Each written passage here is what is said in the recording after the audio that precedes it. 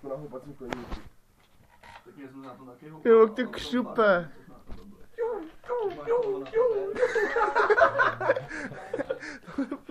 No ne, to co ty myslíš, Ho natáčím hezky. To se mi hrozně líbí, ty vole.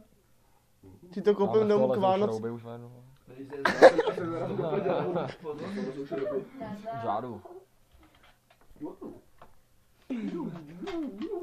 Ti to koupím k Vánocu, vole. To se mi to i líbilo, ty vole. Se to nebře sedí docela pěkně z toho. Jsem rád vždycky opací křesla, nebo tohle to.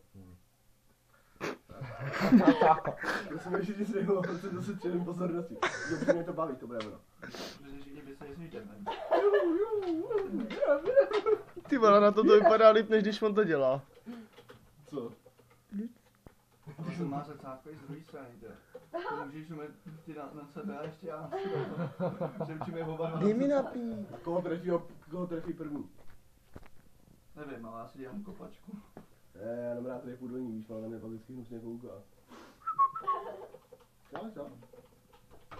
Já myslím, že na to schození u garáží, vole, musí být to ještě vůbec psala domů, vole. Jaký schození u garáží? Jako proplesknutí? Ne, včera ještě dokonce. Koho? Ty jsi propleskoval? Včera. Ne. Já jsem si Já nemohl jsem říkal, že by zase se nepřistal.